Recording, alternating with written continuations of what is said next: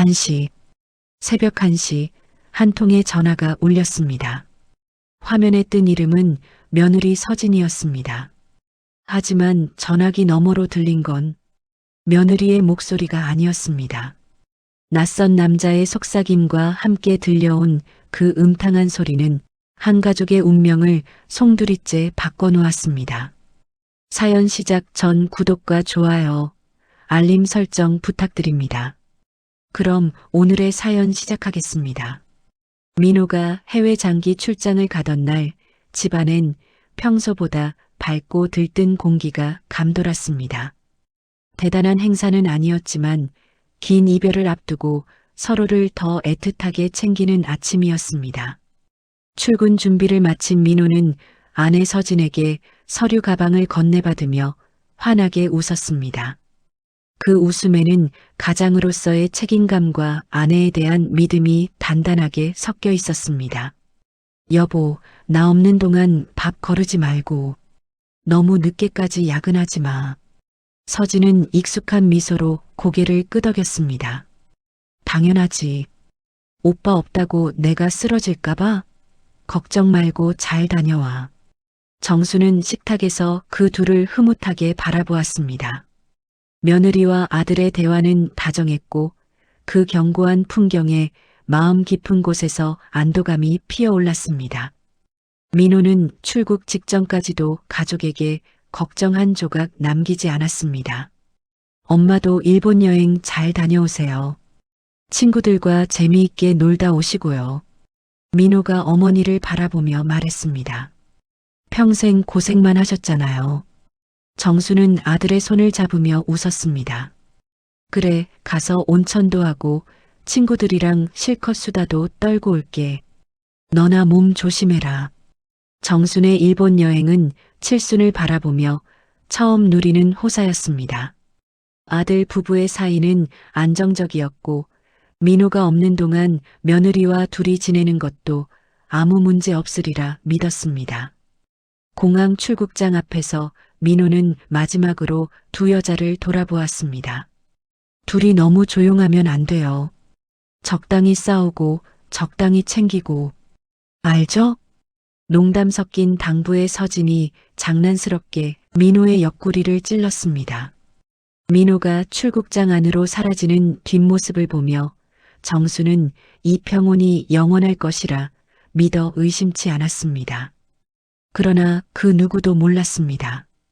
이 완벽해 보이는 평온이 비극의 문을 여는 열쇠였다는 것을. 민호를 배웅한 뒤 정순과 서진은 함께 집으로 돌아왔습니다. 택시 안에서 서진은 시어머니에게 말했습니다.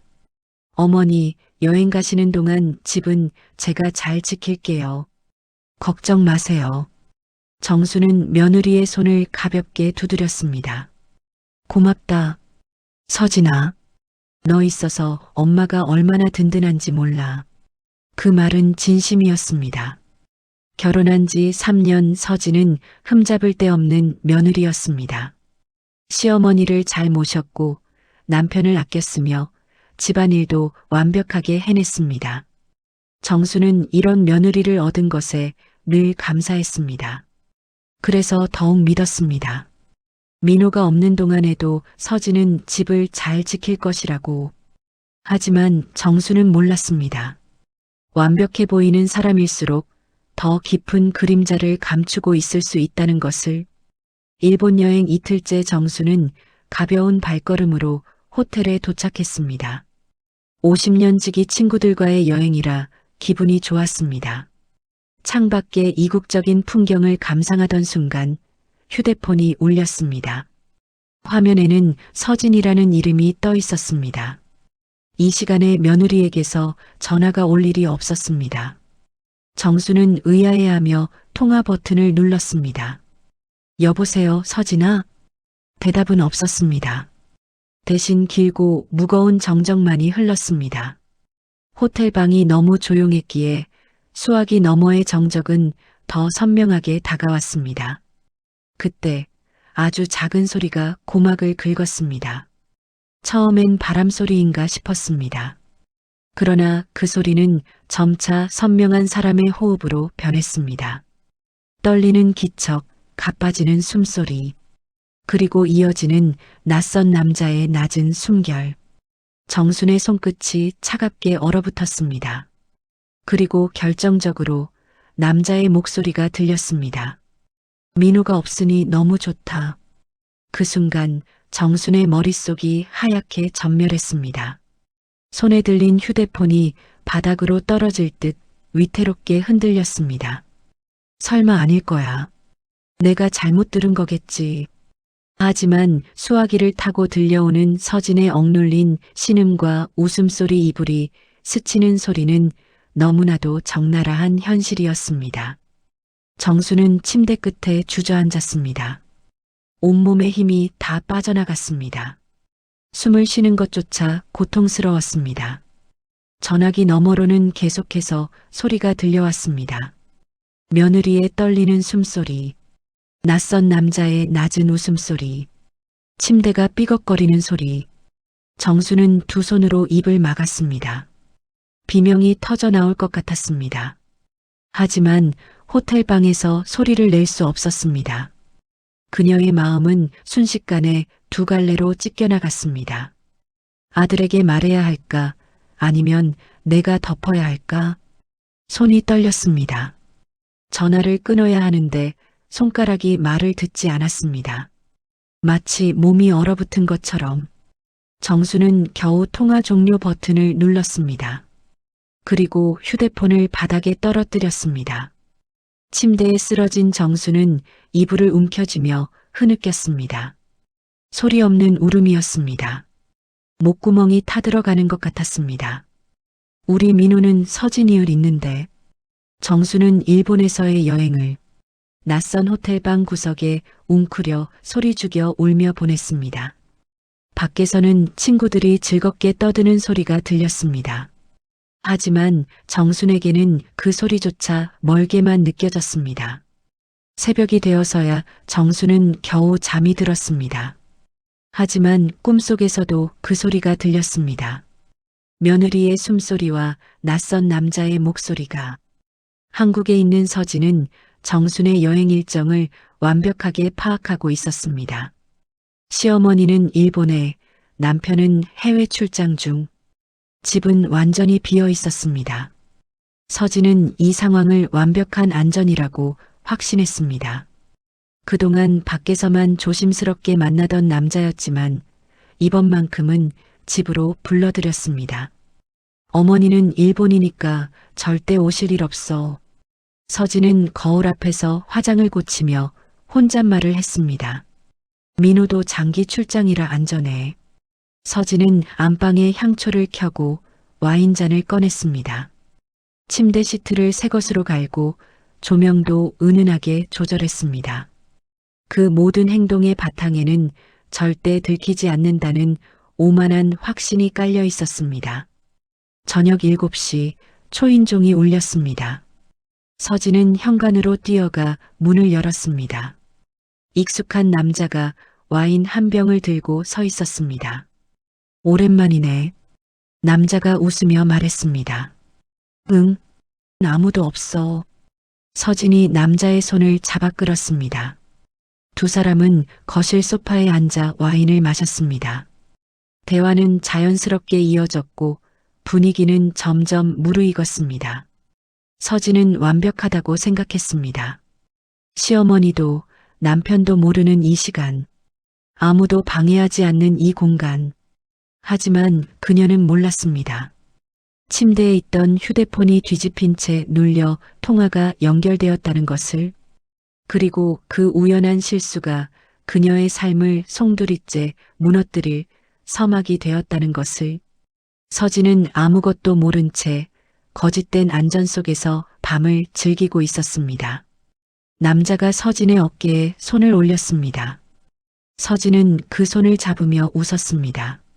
오늘은 정말 안전해. 아무 걱정 없어.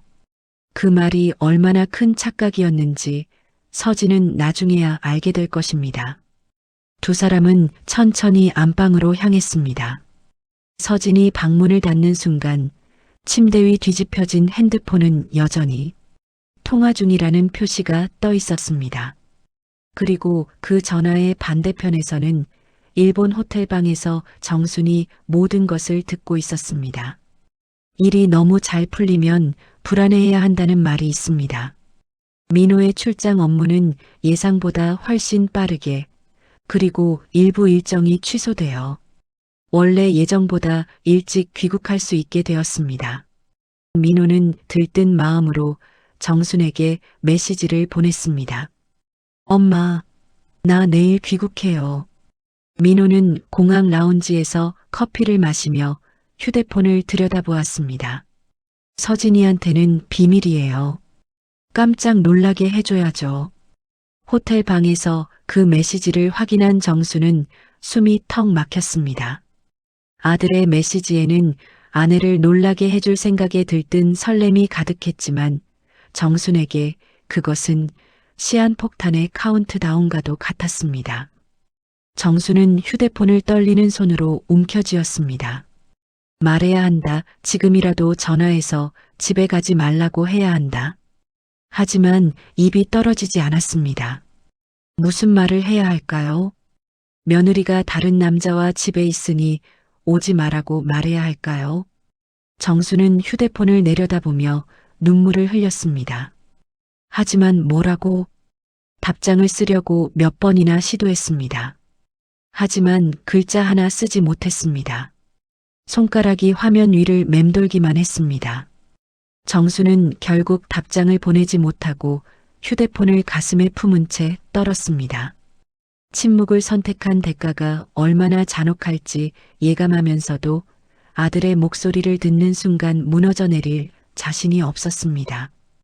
밤새 정수는 잠을 이루지 못했습니다. 천장만 바라보며 수없이 생각했습니다.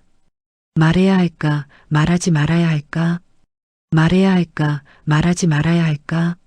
하지만 시간은 기다려주지 않았습니다. 민호는 이미 귀국 비행기에 올라탔을 것입니다. 그리고 몇 시간 후면 집에 도착할 것입니다. 정수는 이불을 움켜쥐며 흐느꼈습니다. 친구들이 걱정할까봐 소리를 죽였습니다. 하지만 눈물은 멈출 수 없었습니다. 다음 날 아침 친구들이 물었습니다. 정순아, 어젯밤에 잠 못 잤어? 얼굴이 안 좋아 보여. 정수는 억지로 웃으며 대답했습니다. 아니야, 그냥 시차 적응이 안 돼서 그래. 하지만 거울 속 자신의 얼굴은 너무나 창백했습니다. 눈밑은 시커멓고 입술은 바짝 말라 있었습니다. 정수는 하루 종일 멍한 상태로 친구들을 따라다녔습니다. 관광지를 둘러봐도 아무것도 눈에 들어오지 않았습니다. 음식을 먹어도 맛을 느낄 수 없었습니다. 머릿속에는 오직 한 가지 생각뿐이었습니다. 민호가 집에 도착하면 어떻게 될까? 민호는 설레는 마음으로 현관문을 열었습니다. 익숙한 집 냄새가 반가웠습니다. 그는 서진이 잠들어 있을 안방으로 살금살금 다가갔습니다. 깜짝 놀라게 해줘야지. 민호는 방문 앞에서 잠시 숨을 고르고 미소를 지었습니다. 그리고 조심스럽게 방문을 열었습니다. 열리는 순간 민호의 걸음이 멈췄습니다. 방 안에는 설명할 수 없는 낯선 비릿함이 감돌고 있었습니다. 침대 시트는 팽팽하게 당겨져 있었지만 어딘가 급하게 수습한 듯 부자연스러웠습니다. 협탁 위에는 익숙하지 않은 머스크 향의 잔향이 맴돌았고 바닥 구석에는 낯선 브랜드의 남성용 양말 한 짝이 구겨져 있었습니다. 민호는 숨을 들이켰습니다. 그것은 자신의 것이 아니었습니다. 책상 위에는 와인잔 2개가 놓여 있었습니다. 하나는 립스틱 자국이 묻어 있었고 다른 하나는 깨끗했습니다. 민호는 천천히 그 잔들을 집어들었습니다. 손이 떨렸습니다. 그때 뒤에서 욕실 문이 열리고 젖은 머리에 서진이 나왔습니다. 오빠? 서진의 얼굴이 순식간에 하얗게 질렸습니다. 손에 들고 있던 수건이 바닥에 떨어졌습니다. 민호는 천천히 고개를 돌렸습니다. 그의 얼굴은 이미 무너져 내린 뒤였습니다. 이게 뭐야? 민호의 목소리는 낮고 차갑게 깔렸습니다. 서진은 입술을 달싹였지만 변명조차 나오지 않았습니다. 오빠 이게 뭐냐고. 민호의 목소리가 갑자기 커졌습니다. 그는 손에 들고 있던 와인잔을 바닥에 내던졌습니다. 유리가 산산조각 나며 바닥에 흩어졌습니다. 서진은 그 소리에 움찔하며 뒤로 물러났습니다. 민호는 벽을 짚으며 겨우 몸을 지탱했습니다. 세상이, 믿음이, 사랑이 발밑에서부터 꺼져 내리고 있었습니다. 오빠 미안해, 나도 모르게. 서진이 떨리는 목소리로 말했습니다. 민호는 고개를 저었습니다. 그리고 천천히 방문을 향해 걸어갔습니다. 나가. 오빠. 나가라고. 민호의 절규에 서진은 몸을 떨었습니다. 그녀는 황급히 옷가지 몇 개를 챙겨 방을 나갔습니다. 현관문이 쾅 닫히는 소리가 울렸습니다. 그리고 집안은 죽음 같은 정적에 휩싸였습니다. 민호는 방 한가운데 주저앉았습니다. 두 손으로 얼굴을 감싸고 흐느꼈습니다. 소리 없는 울음이었습니다.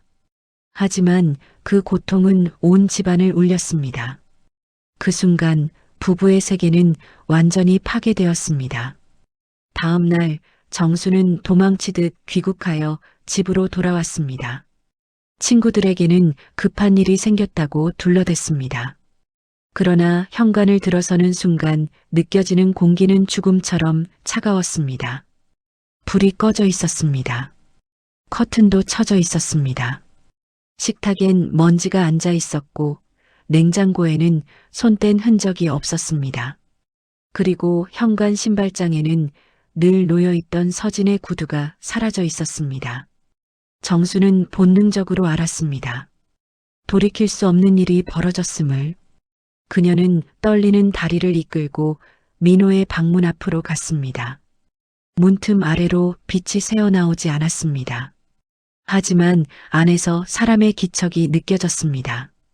아들아, 엄마 왔다. 정순이 떨리는 목소리로 말했습니다. 안에서는 대답이 없었습니다. 잠긴 문 너머로 짐승이 앓는 듯한 희미하고 낮은 숨소리만이 들려올 뿐이었습니다. 정수는 문 앞에 주저앉았습니다. 가슴을 쥐어뜯으며 오열했습니다. 이게 다 내 탓이다. 내가 그때 말했어야 했는데. 정수는 바닥에 이마를 대고 울었습니다. 아니, 애초에 여행을 가지 말았어야 했는데. 여행에서 돌아온 그녀를 반긴 건 기념품도 즐거운 추억도 아닌 처참하게 부서진 가정의 잔해뿐이었습니다. 정수는 밤새 민호의 방문 앞에 앉아 있었습니다. 때때로 안에서 물건이 떨어지는 소리가 들렸습니다. 민호가 무언가를 집어던지는 소리였습니다. 새벽이 되어서야 정수는 겨우 자리에서 일어났습니다.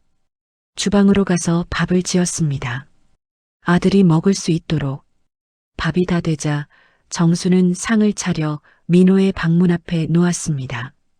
아들아, 밥 먹어야지. 엄마가 여기 놓고 갈게. 대답은 없었습니다. 하지만 정수는 기다렸습니다. 1시간쯤 지나자 방문이 조금 열렸습니다.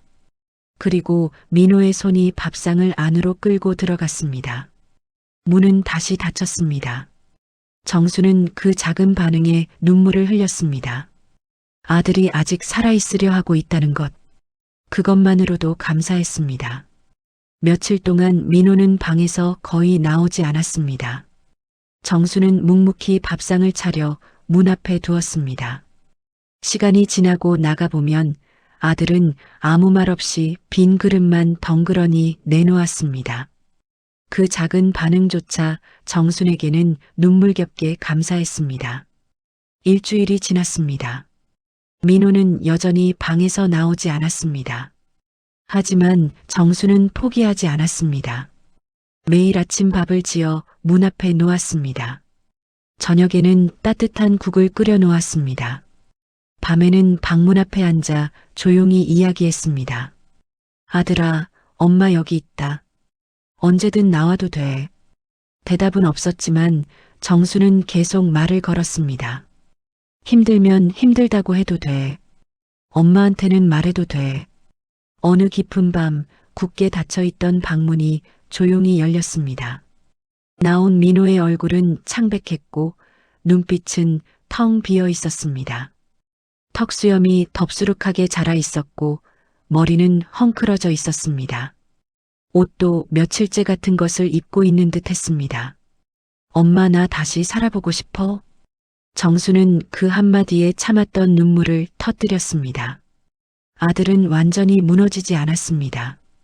그 폐허 속에서도 살아야겠다는 의지라는 싹을 틔우고 있었습니다. 두 사람은 식탁에 마주 앉았습니다. 아주 오랜만에 서로의 눈을 바라보았습니다. 정수는 떨리는 손으로 아들의 손등을 덮으며 말했습니다. 괜찮다, 천천히 해라. 엄마는 평생 내 옆에 있다. 민호는 고개를 끄덕였습니다.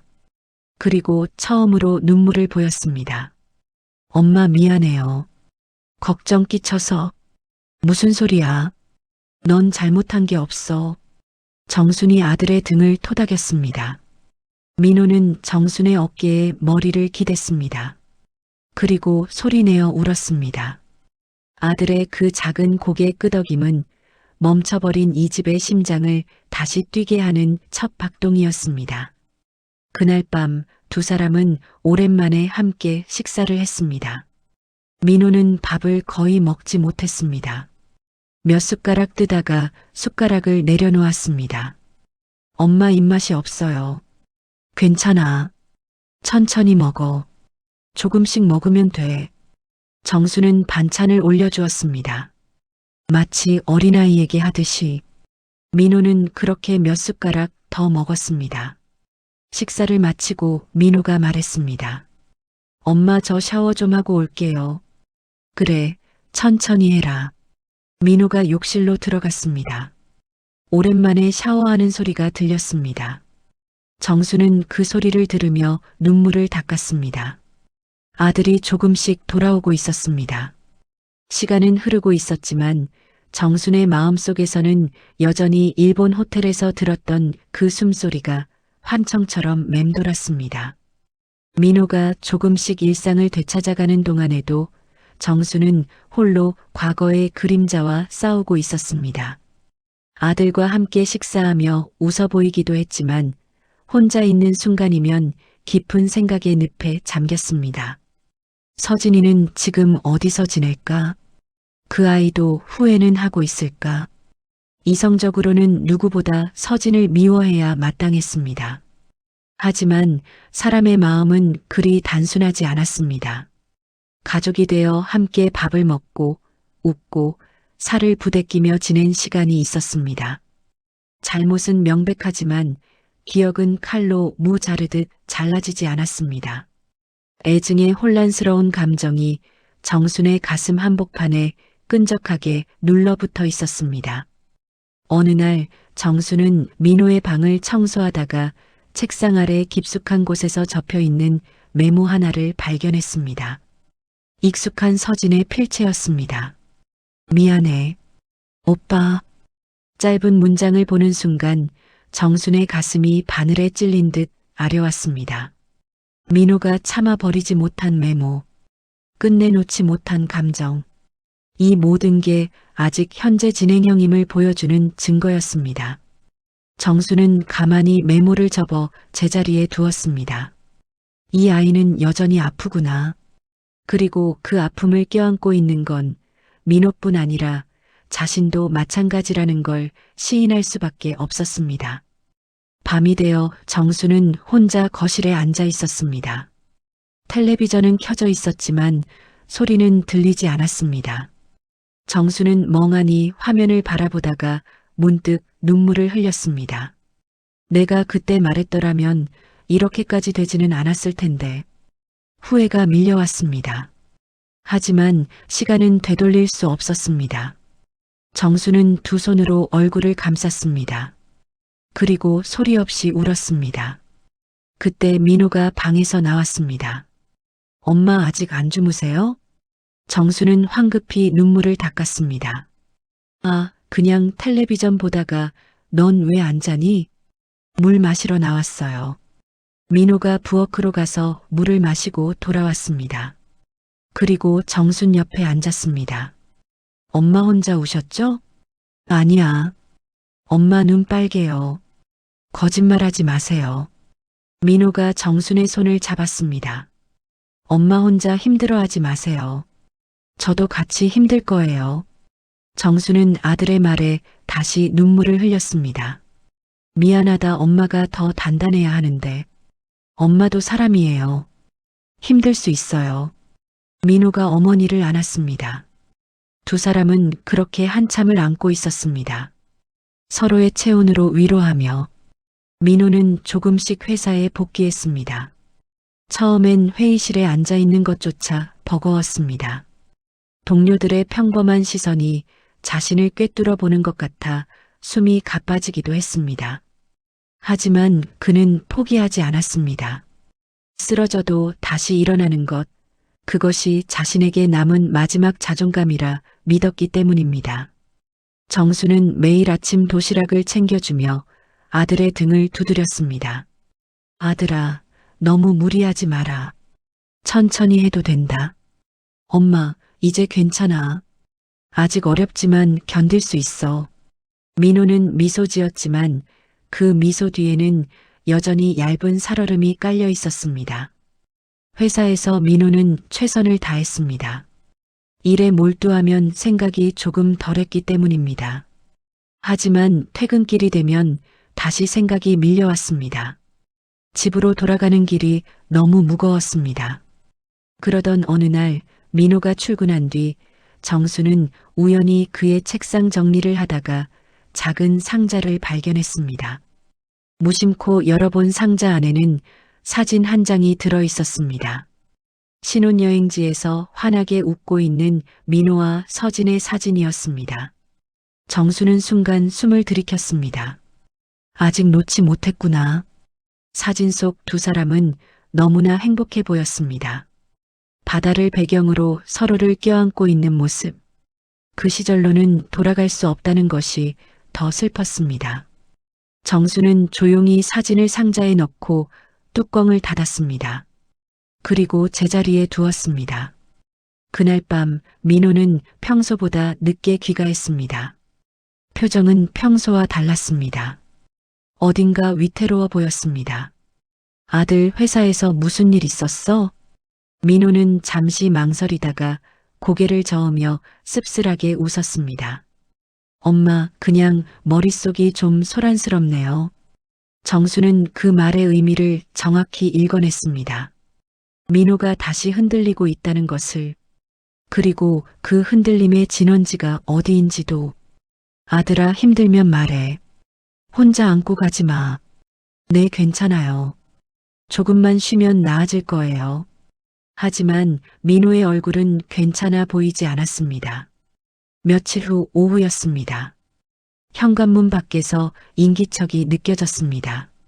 정순이 문을 열었을 땐 아무도 없었습니다. 대신 문 앞에 작은 상자 하나가 놓여 있었습니다.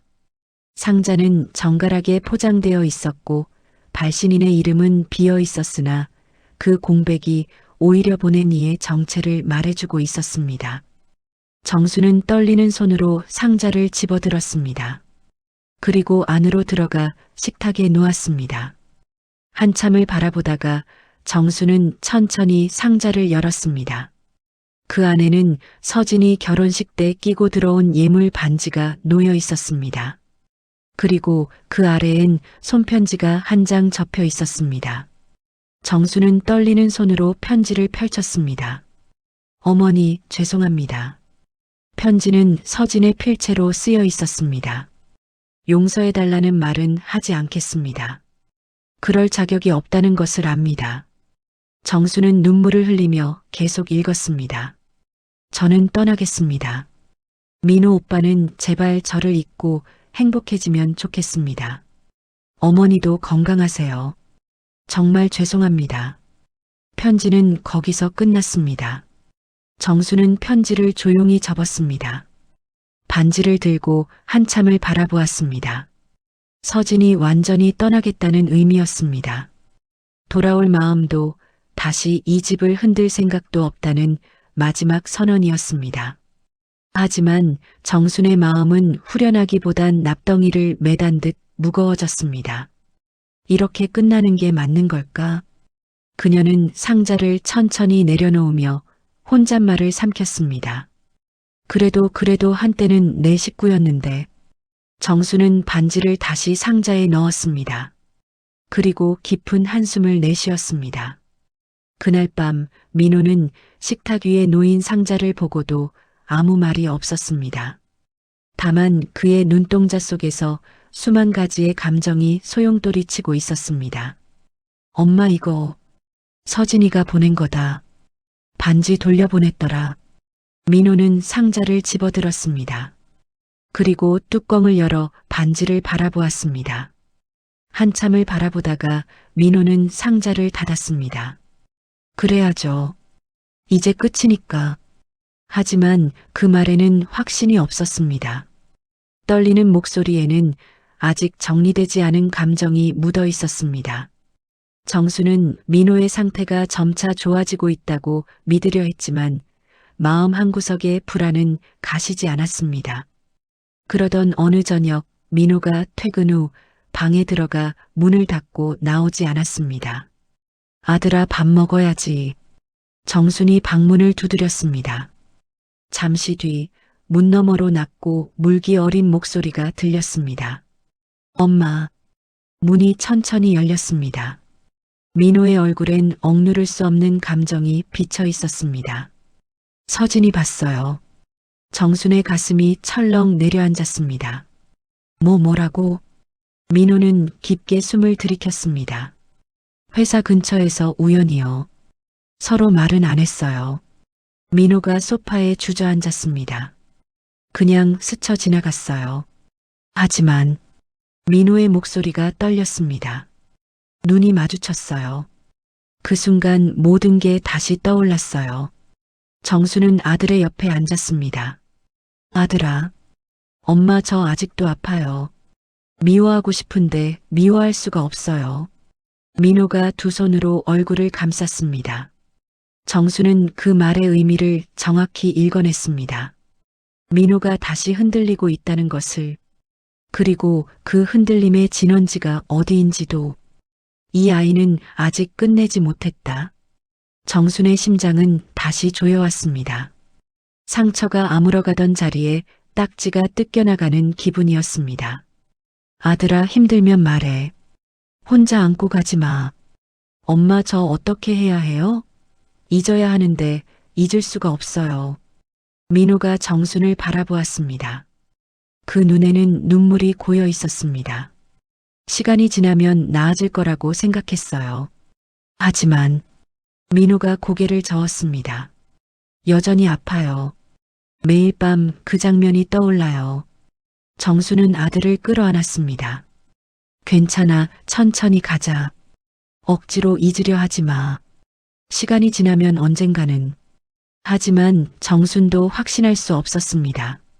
정말 시간이 모든 것을 해결해 줄 수 있을까요? 며칠 후 정수는 시장에 들렀다가 문득 익숙한 뒷모습을 보았습니다. 서진이었습니다. 그녀는 누군가와 이야기를 나누며 옅게 웃고 있었습니다. 옆에 선 남자는 정순이 모르는 사람이었습니다. 서진의 표정은 편안해 보였고 과거의 죄책감이나 그림자는 보이지 않았습니다. 정수는 멀리서 그 모습을 멍하니 바라보았습니다. 당장이라도 달려가 막장 드라마처럼 머리채를 잡아 흔들고 소리치고 싶은 충동이 일 줄 알았습니다. 하지만 가슴 깊은 곳에서 올라온 것은 묘한 고요함이었습니다. 분노도 반가움도 아니었습니다. 마음 한구석에 고여있던 미련의 찌꺼기가 비로소 씻겨 내려가는 느낌이었습니다. 정수는 조용히 돌아섰습니다. 살아라. 너도 살아라. 언젠가는 너도 우리의 고통을 알게 될 거야. 그녀의 혼잣말은 저주도 용서도 아니었습니다. 집으로 돌아오자 민호가 창가에서 동백나무 화분을 닦고 있었습니다. 그 표정은 어느 때보다도 조용하고 단단해 보였습니다. 엄마, 괜찮아요. 나 조금씩 나아질 거예요. 민호가 정순을 바라보며 말했습니다. 정순은 아들의 어깨에 손을 올렸습니다. 그래, 우리는 다시 살면 된다. 해가 천천히 집안을 붉게 물들이고 있었습니다. 상처는 지워지지 않을 것입니다. 흉터는 평생 남을 것입니다. 그러나 그 흉터를 안고도 사람은 살아갑니다. 서진도, 민호도, 정순도 각자의 자리에서 다시 숨을 쉬고 다시 걸어가며 새로운 하루를 만들어 갔습니다. 그것이 비극 끝에 남겨진 가장 인간적이고 현실적인 결말이었습니다. 민호는 여전히 밤마다 악몽을 꾸었습니다. 하지만 예전처럼 방에 틀어박히지는 않았습니다. 정수는 여전히 일본 호텔에서 들었던 소리를 잊지 못했습니다. 하지만 그것에 짓눌려 살지는 않았습니다. 서진은 새로운 삶을 시작했습니다. 과거를 지우려 애쓰며 두 사람은 각자의 방식으로 상처와 함께 살아가고 있었습니다. 완벽하게 치유되지는 않았지만 그래도 살아가고 있었습니다. 그리고 그것으로 충분했습니다. 어느 봄날 민호가 일을 마치고 돌아왔습니다. 손에는 작은 화분이 들려 있었습니다. 엄마, 이거요. 동백나무 화분이었습니다. 작은 붉은 꽃이 피어 있었습니다. 예뻐서 샀어요. 엄마 좋아하실 것 같아서. 정수는 화분을 받아들고 미소 지었습니다. 고맙다, 아들아. 두 사람은 창가에 화분을 놓았습니다. 엄마, 저 이제 괜찮아요. 완전히는 아니지만 살 수 있을 것 같아요. 그래, 그것만으로도 충분하다. 해가 지고 있었습니다. 하지만 내일은 또다시 해가 뜰 것입니다. 상처는 남아 있었지만 그들은 계속 걸어가고 있었습니다. 천천히, 조금씩, 함께, 그렇게 삶은 계속되었습니다. 마지막으로 구독과 좋아요, 알림 설정으로 통쾌한 복수국 2부에서 뵙겠습니다. 여러분의 클릭 하나가 다음 이야기를 만드는 힘이 됩니다.